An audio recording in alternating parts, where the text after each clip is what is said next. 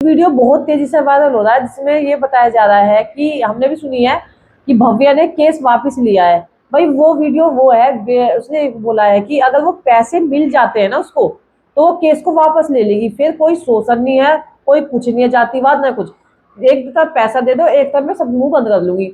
तो तुमने अक्सर हर केस में देखा होगा कि ज्यादातर पैसे की डिमांड होती है, और पैसों के लिए ही ये केस जो है उल्टे सीधे करे जाते हैं। बड़े से बड़े, बड़े से बड़े जो केस होते हैं वो पैसे के दे करके सोल्व हो जाते हैं। ना उसमें न्यायालय का कुछ होता है, ना पुलिस वालों का होता है। वो आपस की पार्टी का समझौता होता है कि दोनों पार्टी मान गई, पैसे दिए, सब ठीक ठाक हो गया। आपने देखा होगा कि बहुत सारे ऐसे केस है, मैं उन चीजों को कहना नहीं चाहूंगी कि वो कैसे, मतलब गांव में अक्सर इस तरह की चीजें हो जाती हैं कि भाई उसकी लड़की को छेड़ दिया, उसको छेड़ दिया, कॉम्प्रोमाइज करा, थाने पुलिस तक का चली गई, फिर उन्होंने आकर आपस में सेटलमेंट कर लो। अगर थाने तहसील तक जाओगे तो बहुत लंबा चलेगा, ये चलेगा। तो वो क्या होता है कि दोनों की तरफ से कॉम्प्रोमाइज हो जाता है। इसी तरीके से भव्या के उसमें भी ऐसा आया कि जो और लोगों ने बातें बनाई कि केस वापस ले लो और सेटलमेंट कराने की कोशिश करी, और लोगों ने ये बातें बनाने की कोशिश करी। और इसने भी खैर पैसे का तो था ही भाई, इसको इसमें बिल्कुल साफ दिख रहा है कि भाई इसने मेरे वादे पूरे नहीं करे हैं। उस चीजों को लेकर के सबसे ज्यादा मुद्दा हुआ, जिसमें कि आपने देखा कि रिलेशन जो बने हैं उसकी हमेशा उसकी सहमति से बने हैं। कोई दिक्कत नहीं थी इसको, कोई दिक्कत कुछ नहीं थी। 5 साल उसने खूब अच्छे से रिलेशन बनवाया, और उसको सब कुछ पता होते हुए भाई उसकी बीवी है, बच्चे हैं, सब कुछ। तो इसका मतलब जबरदस्ती तो कुछ है नहीं। तो उसने कहा कि खुद मैंने अपनी मर्जी से रिलेशन बनाया, खुद अपनी मर्जी से वो उसके साथ सोई है, और दोनों की मर्जी थी। तो जब दोनों की मर्जी होती है तो उसमें बलात्कार का केस नहीं लगाया जा सकता। एक बात। दूसरी चीज, अगर आप ये कहो कि छोटे बच्चा है तो बात मान लेते हैं, एक बार को चलो बहला फुसला लिया, लेकिन यहाँ पर तो बालिग लड़की है, तो इसमें तो कोई दिक्कत वाली बात नहीं है। तो यहाँ पर कुल मिला करके एक चीज देखी जाए तो कोई वो नहीं थी। इसने यहाँ पे सारी सारी जो है मन गलत कहानी बनाई है, सिर्फ और सिर्फ विकास बालियान के चक्कर में आकर के। जब इसको फिल्म गाने मिलने बंद हो गए तो इसने सोचा कि अब तो तेरे हाथ से जो है सब कुछ निकलता जा रहा है, नई नई हीरोइन को जो है गाने में लिया जा रहा है, तेरे को तो लिया नहीं जा रहा। तो इसके दिमाग में एक चीज आई, थोड़ा सा विकास बालियान जो है चिड़ा बैठा था उस उत्तर कुमार से, तो उसने क्या करा, उसको थोड़ा सा पुश कर दिया कि तू ऐसे कर दे। और सबसे बड़ी बात जाति की ले लो कि SC इनको क्या है, थोड़ा सा उकसा दो, बस वो काम कर दिया।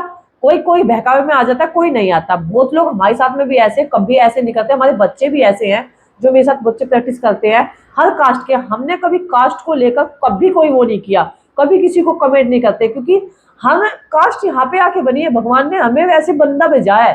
हम लोगों ने तो आपस में कास्ट बना दी है, लेकिन यार खून मांस निकाल के देखो, सारे इंसान एक जैसे हैं। तो भाई ये चीजें गलत है। लेकिन यहाँ पर अगर देखा जाए तो भव्या का, कि भव्या को उकसाया गया है, और भव्या ने ये चीज जो है तहस में आकर के ये चीजें बोली है। जब उसके सपने पूरे नहीं हुए तो इसने ये इसका नाम दे दिया। और उसने फिर भी कहा कि मैं शोषण के लिए नहीं कह रही हूँ फिलहाल, इसने मुझे जाति के लिए बोला। तब मुझे बहुत ज्यादा गुस्सा आया, एक मिनट में उसने ये चीज बोली। अब वे सारे एविडेंस जो इस तरह के थे वो सब के सब जो है जब जज ने देखे तो सुनकर हैरान हो गए कि तेरा तो कोई मुद्दा है ही नहीं।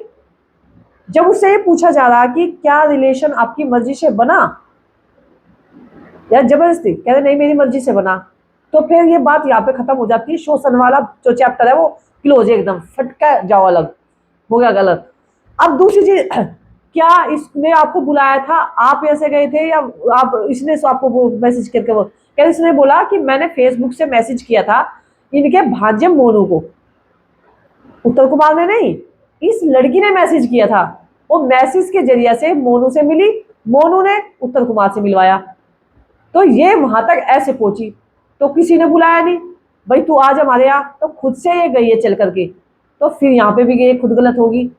और इससे पूछा गया कि भाई ये जो तेरे साथ रेप या शोषण जो तू बोल रही है, क्या ये जबरदस्ती हुआ, कब हुआ, कहाँ हुआ, कौन सी जगह हुआ, क्या टाइम था, क्या तारीख थी, कोई वो याद हो? कुछ नहीं। क्योंकि याद तो इसलिए नहीं है ना, क्योंकि उसकी खुद की मर्जी थी सब जगह, उसकी सहमति से सब कुछ हो रहा था। तो यहाँ पर जो है सारी चीजें जो है गलत होगी। अब जो वकील ने फुदक फुदक कर रही थी ना उसके साथ में, वो पानी सा मुंह लेकर के आई। दूसरी चीज, 3 करोड़ वाली जो रिकॉर्डिंग आई थी सामने निकल के कि भाई 3 करोड़ मांगे हैं, जिस टाइम उनकी जो मोहतरमा वकील है वो उनसे बात कर रही थी किसी से, जगदीशन क्या नाम था उससे, उसमें स्पष्ट चीजें निकल के आ रही थी कि आप फैसला कर लो, कॉम्प्रोमाइज कर लो, 3 करोड़ दे देंगे। ये अदर पर्सन, तीसरे पर्सन ने ये चीजें चलाई थी, ना कि उत्तम कुमार की तरफ से ऐसा कुछ था, ना ही इनकी तरफ से कुछ ऐसा था। लेकिन यहाँ पर इनका ये था कि पैसे देकर वो कट्टी काट लो, यानी कि साफ साफ ये था कि पैसों के लिए उत्तम कुमार को फंसाया है। अगर यहाँ पर पैसा उसको 3 करोड़ मिल जाता है तो ये केस यहाँ का यही बंद हो जाता। यानी कि किसी को इज्जत उछालनी हो, अपने सपने पूरे करने हो, तो किसी की सामने वाले की इज्जत उछाल दो, पैसा ले लो।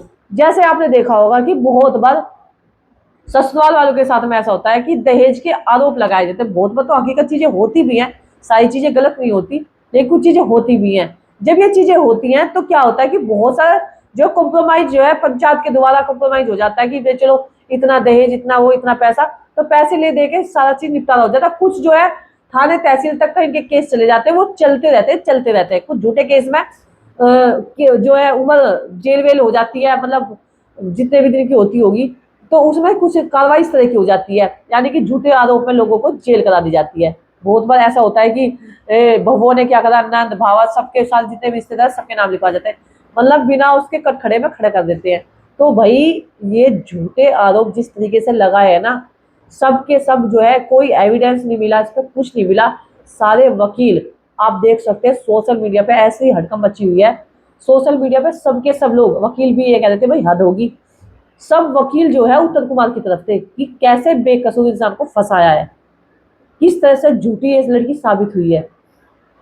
मतलब इसने अपनी इज्जत की भी परवाह नहीं करी कि समाज में तू किस तरीके से रहेगी, तुझे समाज किस नजर से देखेगा, ये भी इसने ये परवाह नहीं करी। क्या पैसा इतना इंपॉर्टेंट हो गया आपके लिए कि पैसा ही सब कुछ है? अरे भाई समाज में इज्जत बहुत ज्यादा जरूरी होती है। आप जिस समाज में रह रहे हो ना, उस समाज में आपकी अच्छी छवि बनी रहनी बहुत ज्यादा जरूरी है। इसका मतलब ये नहीं कि हम किसी ताल्लुक नहीं रखते या कुछ नहीं रखते या मेमोरी, तो इज्जत की जरूरत नहीं। भाई इज्जत की, आप जब 4 गलियों में निकल के जाते हो ना, तो आपको अब तक उंगली न उठे, इस तरह का काम होना चाहिए। और रही बात उत्तम कुमार के परिवार, एक ऐसा सभ्य परिवार है बहुत, इसी वजह से आज जो जनता और वकील बड़े से बड़े सब उसके साथ खड़े थे, उसके अच्छेपन की वजह से, जो कि ये पैसों से नहीं खरीदी जाती। ये माँ बाप के दिए संस्कार, बच्चे की खुद की मेहनत होती है, तब जाकर के कहीं ये चीजें मिलती है। हर चीज किताबों में लिखी नहीं मिलती है कि आपको इज्जत किताबों में मिल जाएगी या फलाने में मिल जाएगी, नहीं भाई, ये कमानी पड़ती है। इज्जत, रिस्पेक्ट देनी और लेनी पड़ती है। तो भव्या ने बहुत ही ज्यादा गलत किया है। जो लोग मेरी वीडियो देखते हैं, बहुत सारी कमेंट ऐसी आई है जो उत्तम कुमार के भाई को सपोर्ट किया है। मैं दिल से सपोर्ट करती हूँ भाई को, दिल से दुआ करती हूँ कि आप लोगों ने उस भाई को समझा। कोई एक आदि ऐसा होगा जिन्होंने मेरी वीडियो में आकर थोड़ा बहुत गलत बोल दिया, जैसे कि एक वीडियो में उसने, एक लड़के ने बोला है कि आपका जीजा लगता है क्या। सबकी खुद की मेंटलिटी है भाई, मैं हो सकता है जी भाई उसका अपोजिट वालों को बहुत बुरा लग रहा होगा, तो हर किसी का बोलने का अधिकार है भाई, तुम भी, तुम्हें जैसा लग रहा तुम बोलो। लेकिन ये है कि भाई सच्चाई की हमेशा जीत होती है। आपने एक चीज देखी होगी, देर हो सकती है लेकिन ऐसा नहीं कि इसको झुझलाया जा सकता है, थोड़ा टाइम लग सकता है। लेकिन यहाँ पर आपने देखा कि यहाँ इस केस में तो जल्दी भी हो गया, बेल मिल गई, भाई घर आ गया है, लेकिन केस अभी चलेगा। लेकिन यहाँ पर जो है कुछ भी लड़की के पास ऐसा एक भी चीज नहीं मिली जो उसको ये कह दे कि हाँ ये मेरे पास एविडेंस है। कुछ भी ऐसा नहीं था जो फटफड़ा रही थी ना कि मेरे पास ये है, मेरे पास ये है, वो है। उनकी वकील तो ये कह रही कि हमारे जो है आरोपी नहीं बोलने की बिल्कुल भी। अरे भाई ये नहीं बोलने की और कौन बोलेगा? भाई शोषण हो रहा है तो इसके साथ में हो रहा, गाली गलौज हो रही तो इसके साथ में हो रही, जबरदस्ती इसके साथ में हो रही, जाति का वो लग रहा इसके ऊपर लग रहा, बोलने की क्या तू? भाई बोलना पड़ेगा उसको तो यानी कि उसको सल बोलने के लिए मना किया जा रहा। जिस टाइम यहाँ जज ने वो करी, वकील ने वो करा, भाई साहब सब कुछ खुल गया, इसकी बोलती बंद हो गई तुरंत। क्योंकि झूठ के हो ज्यादा लंबे नहीं होते, झूठ पकड़ में आ जाता है, वो हर तरीके से दिमाग से खेलते हैं। आप वर्बली ऐसे बोल रही थी, आपने सिर्फ एक्टिंग की दुनिया, असली पढ़ाई उन लोगों ने कर रखी है। वो आपको ऐसे शब्दों में वो करेंगे ना कि आपको पानी पानी कर देंगे। इसीलिए कहते हैं कि किसी चीज को सोचो समझो, तोलो फिर बोलो। इंसान को बहुत सोच समझ के बोलना चाहिए। आपके एक एक शब्द बहुत ज्यादा इंपॉर्टेंट होते हैं, एक एक शब्द पे जो चीजें पर कार्रवाई की जाती है। और यहाँ पर भव्या ने तहस में आकर के उल्टे सीधे काम कर दिए, जलन भाग में कर दिए, उधर विकास बालियान ने कर दिया। अरे भाई उसने मुकाम खड़ा किया, ठीक है, तू जितना बड़ा रईस होगा ठीक है, लेकिन तूने जिस थाली में खाया उसमें छेद कर दिया, जिस थाली में भव्य ने खाया उसमें छेद कर दिया। गाना राज्जी बोल जा, कितना प्यारा गाना। उस राज्जी बोल जा, राज्जी इतने राज्जी बोलगी, इतना राज्जी बोलगी कि भाई को राज्जी बोल बोल के ही जेल में पहुंचा दिया। इतना भी राज्जी ना बोलना चाहिए था तुमने, घनी राज्जी बोलगी। इतनी राज्जी अपने बापू तो बोली अब जा। जो बापू यूं कह रहा था ना कि मैं चांद सूरज तक का जाऊंगा, मैं फलाना जाऊंगा, मैं जेल करा दूंगा, मैं वो करा दूंगा। अपने बाप, पहली बात तो बाप ही तेरे बातों में आ गया। और फिर ऊपर से देखो यार, बापू भी कैसा मखौटा लपेट रहा। अरे भाई डट के सामने करो जब तुम सही हो तो, मुंह लपेटने की जरूरत क्या है? फिर इज्जत के मुंह छुपा रहे हो। इज्जत होती तो तुम ये चीज करते ही नहीं, इज्जत ही नहीं है तुम्हारा। तुमने देखा उत्तर कुमार के घर में किसी ने भी मुंह लपेटा, जबकि वहां हरियाणा में वहां घूंघट बहुत ज्यादा वो, लेकिन उन्होंने अपनी बात रखी है स्पष्ट, क्योंकि वो अपनी जगह सही थे। तुम अपनी जगह गलत हो। लड़की तो मखौटा लगा रही है, बाप तो मखौटा लगा रहा है। असली मखौटा जो तुमने लगाया था ना, वो जज साहब ने उतार दिया। अब वो उतरना बहुत जरूरी था, हर लड़की का उतरना जरूरी है जो लड़कों पर झूठे आरोप लगाएगी। उन लड़कियों का मखौटा उतारना जरूरी है। इन लड़कियों के लिए कार्रवाई होनी जरूरी है।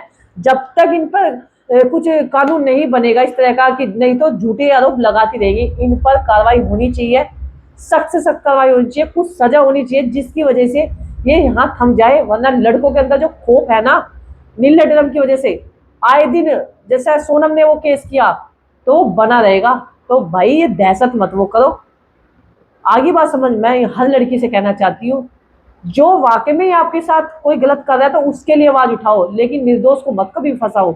मैं सभी बहन बेटी से कह रही हूँ। लेकिन मैं ये भी कह रही हूँ कि मेरे सारे भाई, मैं कह सकते अच्छे, सारी बहन भी गलत नहीं है।